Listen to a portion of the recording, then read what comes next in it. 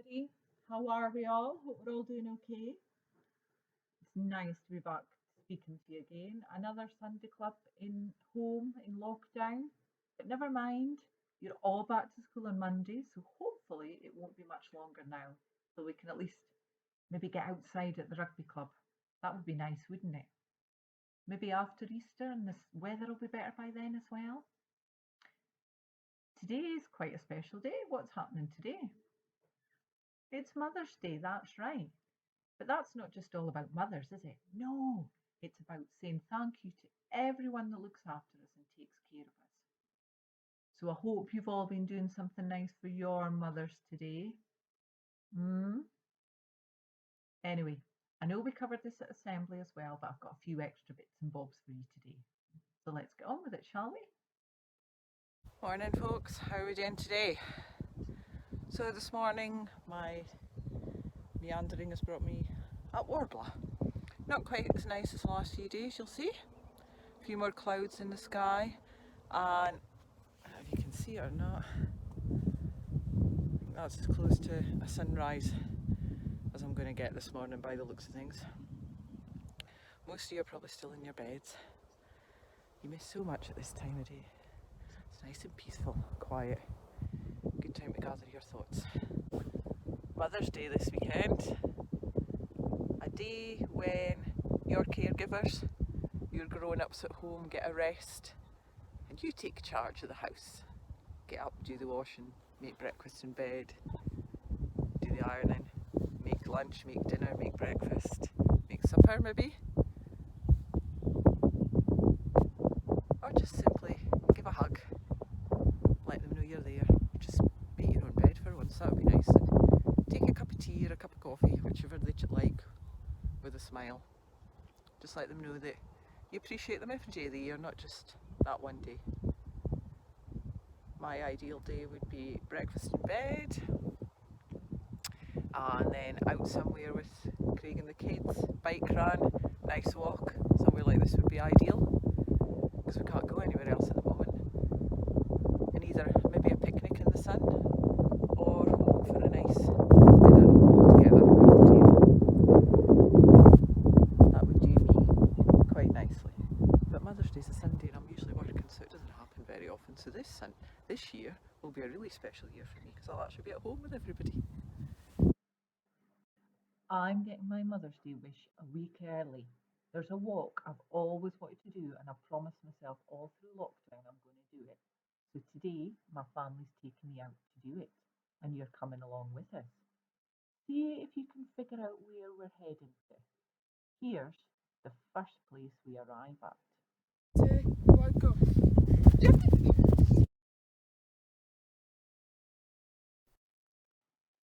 For today's game, we are going on a scavenger hunt. Now, there's two. There's an outside one or there's an inside one, and they're really easy. Once you have found all the items on your list, if you put them in order, the first letter from each item, pop it in the box, and it will spell out a super duper message for a very special person on their very special day. Good luck, everyone. Have fun.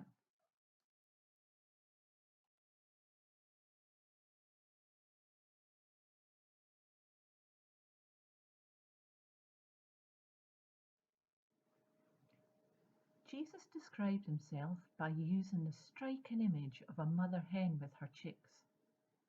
A mother's biggest instinct is to protect her children, which is an echo of God's amazing love that goes to the very depths to rescue and protect us. These heartfelt words of Jesus come right before the start of Holy Week, when we see for ourselves the ultimate sacrifice made for love, when Jesus gave his life for ours. As we look forward to Easter, this story will maybe make us think about the sacrifice that some mothers make for their children. The farmyard was a peaceful place, safe and warm for all the animals that lived there, The pig in his sty, the young calves in the big shed, the lambs in the pen, the ducks in the pond, and the hens. The hens were everywhere, cluck, cluck, clucking and pecking at the grain and the food scraps all around the yard. The hens truly were everywhere, except for one mother hen who was busy with her newly hatched brood of chicks, little fluffy yellow bundles of new life looked after by a very proud mum. It was a typical peaceful farmyard scene, a safe place to live. At least it was until one night, 3 weeks before Easter. All the animals had settled down to sleep when a strange new smell was caught on the wind, an unfamiliar, unpleasant smell, a dangerous smell. Mother Hen awoke. She could smell it too. It was the smell of burning.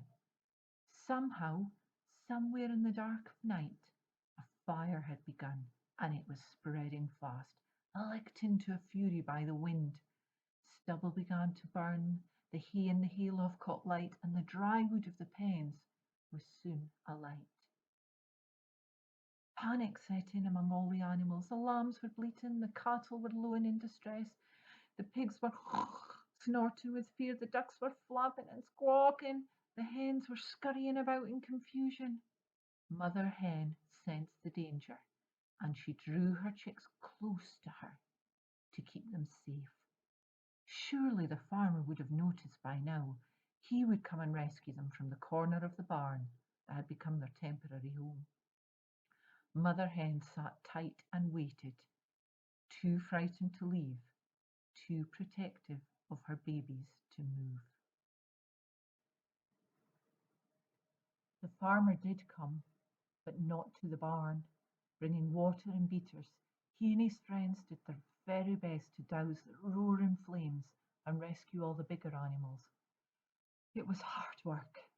Exhausted, they had to be content with containing the disaster and waiting for dawn to see the damage.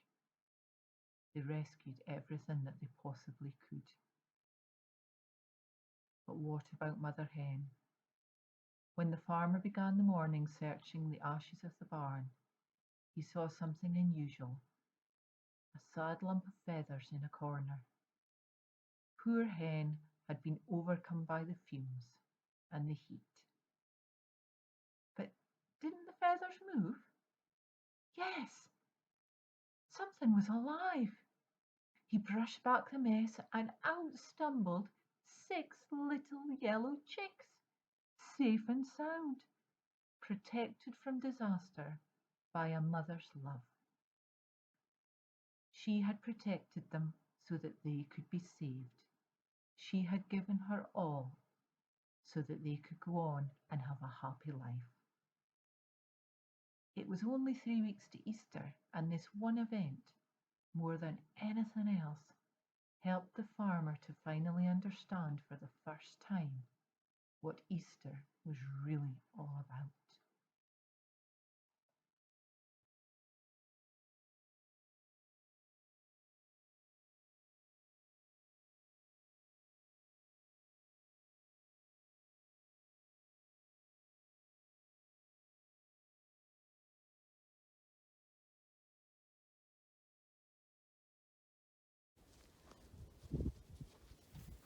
Warbler,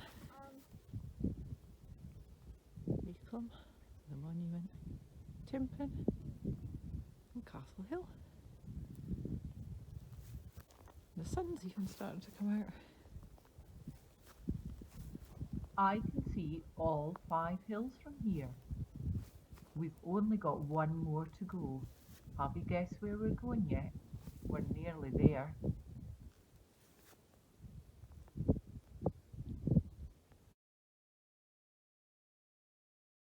As we all know, today's Mother's Day, and we're talking about honouring that wonderful woman or caregiver who's been looking after us all these years.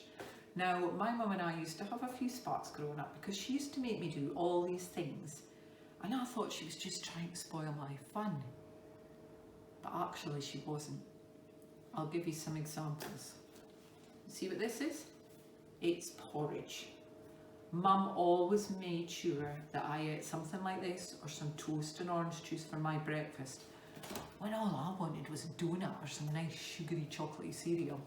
But no, she wanted me to have a good breakfast. Why? Because she loved me and she wanted me to grow up and be strong and healthy. Books. After school, a lot of my friends would go home and watch cartoons or watch all these things on telly. Not me. I had to go home and do all my homework before I was allowed any TV time or any game time. Boring. Why? Why did she make me do that? Because she loved me and she knew that a good education was one of the best gifts she could give me. Now, why does the clock remind me of my mum? Do you want to know why? I used to think she was a clock watcher. She always wanted to know where I was and what I was doing, and I had a time I had to be home by, and if I wasn't, I was in trouble. And if I was going to be late, I had to let her know. Oh, I felt like she was just on my back all the time. But she wasn't. Why? Because she loved me. She just needed to know that I was safe and sound. Fairy up liquid. How many of you help mum round about the house and do your chores? We had all our special chores that we had to do, and we knew whose chores were what, and we were expected to do those things without being asked. I used to think, crumbs, child labour laws? Are we supposed to be doing all this stuff? But actually, it wasn't that much. But why was she making us do this? You've guessed it. Because she loved me, and she just wanted us all to know that when a family all pull together and do all the jobs together, life can be so much better at home. Sometimes I used to think, this isn't fair, my friends aren't having to do all this, I'm being mistreated.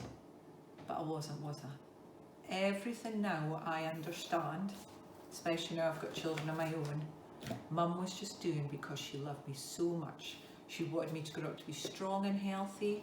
She wanted me to be safe and sound. She wanted me to have a good education.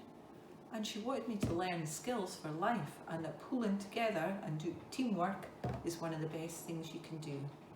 She did all of these things because she loved me so much. And so next time you're moaning at Mum when she asks you to tidy your room or eat a good breakfast or eat your greens, she's not doing it to be horrible to you. She's not doing it to make your life hard. She's doing it to make sure that you grow up to be a wonderful, healthy, all-round, awesome human being. So just remember that, kiddos.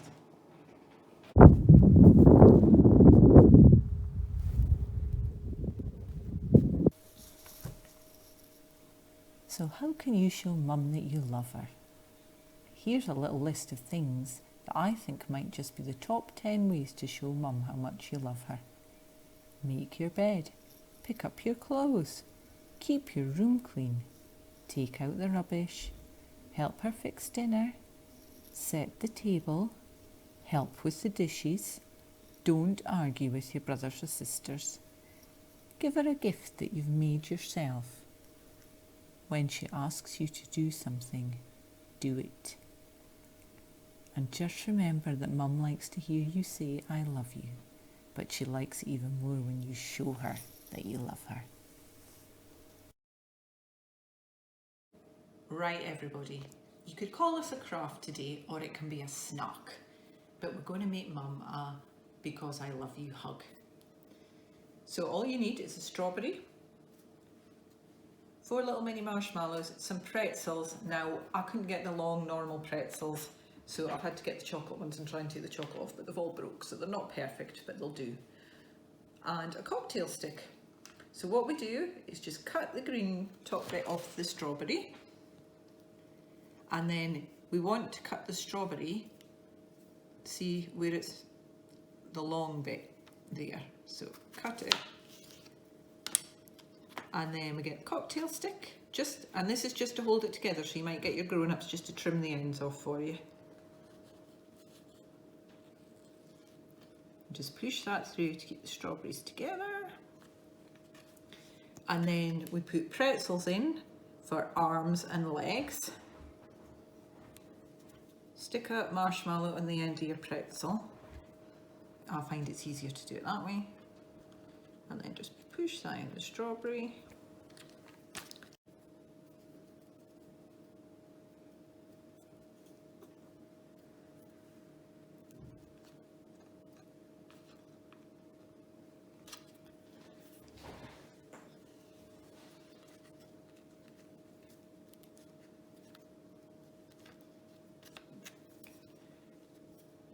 And there we have it. Look at that. You've got an I love you strawberry hug to give your mum today. Or you can just share them together and have them together.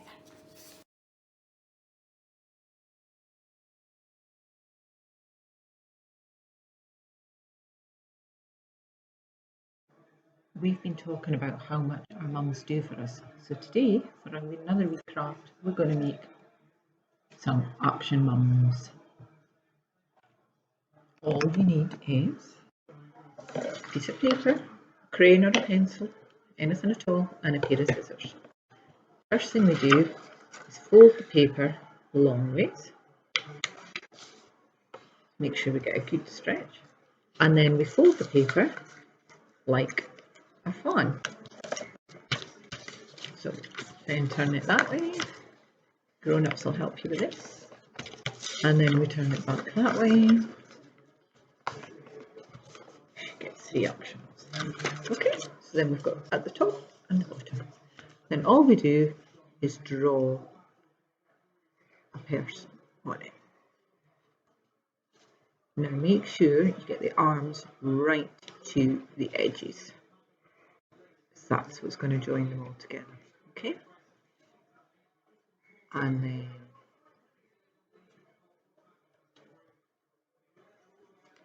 do legs. And just make sure that you get the legs right into the corners. Now we've got to cut this out so it doesn't have to be perfect, don't worry. Okay, there we have Super Mum. And then all we do is cut round and out. Now make sure you don't cut the ends. There's 2 sides of the paper. Only cut where we've drawn our line. Okay, so remember not to cut the very ends.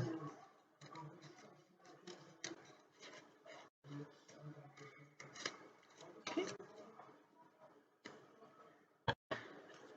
There we are. Then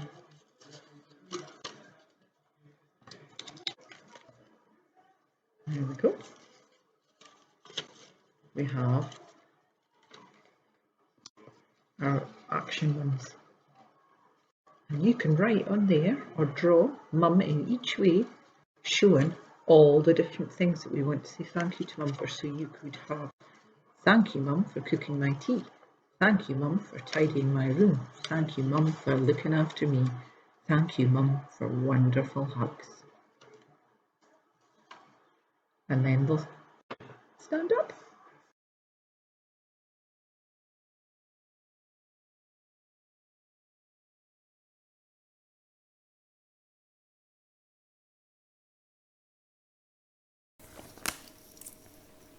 Let's do some home baking. I love the smell. When something's home baked, you can always tell. This recipe's special, really unique, a 1 in a million amazing treat. Start with a cup overflowing with love, fold in the comfort and peace of a dove. Now throw in some laughter, crack a few jokes, stir in some mischief, some tickles and pokes. Take care with embarrassment, don't overdo, then add nutty moments, but only a few, and heaps of compassion and cuddles to taste. Then simmer with patience, let none go to waste. Blend in understanding and flavour with care, then mix with an unselfish urge to share. Sprinkle encouragement, top off with fun. Be careful you don't let the mixture run. Bring to the boil with rare imperfection, then add some determined and helpful direction. Serve up with kindness and endless devotion, with just the occasional crazy notion. Savour the flavour, the baking is done. That lovely aroma's my home-baked mum.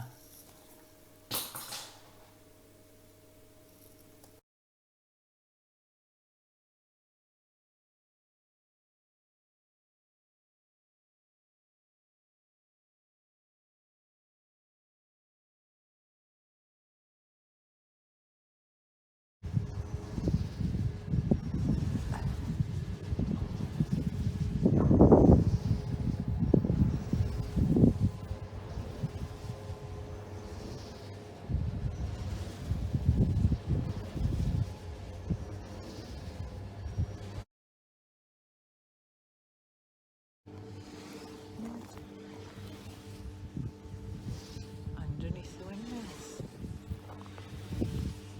How cool is this?